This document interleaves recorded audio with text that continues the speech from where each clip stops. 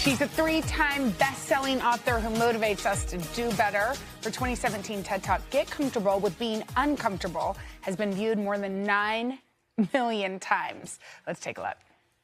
I'm a professional troublemaker.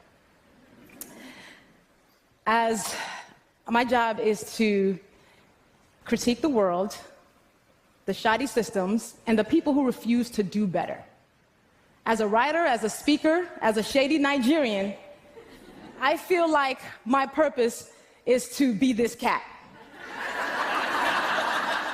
I am the person who's looking at other people like, I need you to fix it. That is me. That is you. That is you. Luvvie Ajayi Jones is out with her 4th book. It's for kids, and it's called Little Troublemaker Makes a Mess. First of all, we are so happy that you're here. You are so motivating, and it's so interesting because you wonder, how does someone wind up on a TED Talk stage? How does someone wind up with all this wisdom? Where did this come from for you? Oh, my gosh. Thank you for having me. My wisdom, I would say my grandmother. Yeah. You know, I watched her growing up, and she was definitely a troublemaker. She was somebody who would tell you her mind, but she was also so deeply loving. And she showed me that I can show up in this world and take up space without apology and still walk away being somebody lovable. Yeah. You moved from Nigeria to Chicago, 9 years old. Yes. That must have been hard, you know? It was frightening. Was it frightening? What did that little girl learn about how to make good trouble? Oh, my gosh. It was frightening because I went from somewhere where it was really hot all the time to Chicago, Illinois. Okay. Probably never seen snow. I was like, what is this? When did we decide to do this? And, you know, I instantly felt different. My name was different. My accent was different. What I loved to eat was different. So I learned very early on, I was like, I'm too different for this room. So I instantly was like, how do I make myself less different? And I think high school is when I finally was like, you know what? No. What makes me different makes me really awesome. So I'm going to bring my jollof rice to school. I am going to embody this full Nigerian girl. And it worked. It worked out. And you kept that confidence throughout, because I do think most people, and this is why you're different, you talk about being the first domino.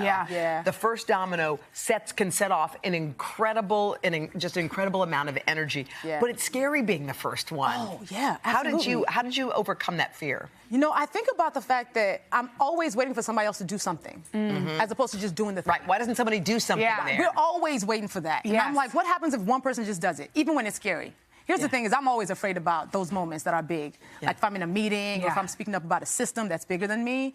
But I'm like, if I don't do it, then who does? Who do I expect to do the work instead of me? So I'm always like, even though it's making me uncomfortable, even though I'm a little anxious about how it's going to work out, I'm going to do the thing anyway. I'm going to do it scared. Oh, my gosh. I love that. This children's book is so awesome. And I think we hear the word troublemaker. Like, you're taking that word back. It's not derogatory. It's not, you know, it's okay for kids to take up space and make noise. Tell us about it. To be a troublemaker in a deeply unjust world is to be somebody who is making positive change. In whatever room that you are in, you don't have to be writing the big checks or, you know, protesting every day. But what are you doing in the room where people are listening to you?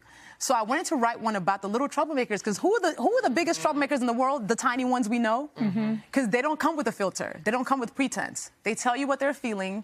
Sometimes they don't get it right, but you know who they are.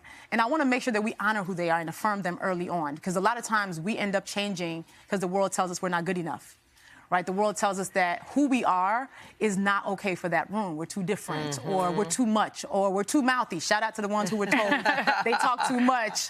That was me. I'm sure we were all told we were all that person. And you know what's funny? I mean, even for you, you loved writing.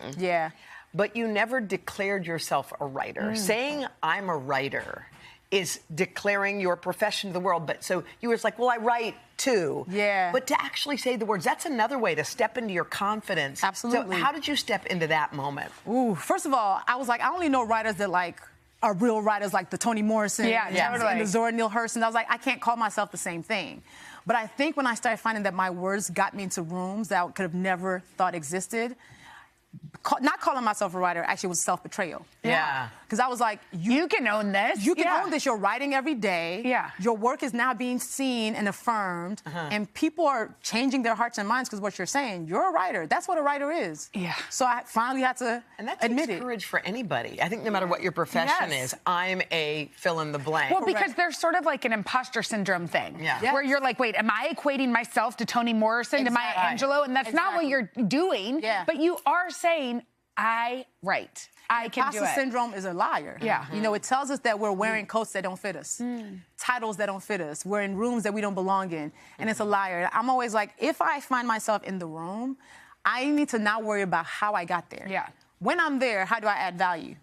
How do I make sure I walk away and I do or say something memorable? How do I make positive change in that room while I'm there? So forget why you were there. Don't worry about it, but make impact when you're there. On a totally superficial level, can we shout out your blazer game? You have the best. Wait, we just took a few shots of you with your blazer game on. This is like your power suit, you, right? Man. This That's is your signature. It's kind of cool that you figured out what makes you feel good and you just do it. Yeah. You wear it, you know? It's an adult security blanket. Yeah. It's an adult security blanket. Yeah. I put on a good blazer. I could put on with some joggers, and I look like I tried that day. Yeah. Even if I didn't try. So I just throw on a blazer and I trick everybody and thinking I look good. You know what? Hoda has a good blazer game, too. I love my blazer. She has a great we'll have blazer to game, too. exchange. Yes, Let's please. talk. Y'all We're should gonna- share. I gotcha. All right. Okay, Luvvie, thank you so Thank you much. so And this book is awesome. For all those parents that want to teach our kids they are enough. Yeah. You can check out Troublemaker Makes a Mess at today.com/books. Illustrations are beautiful, too.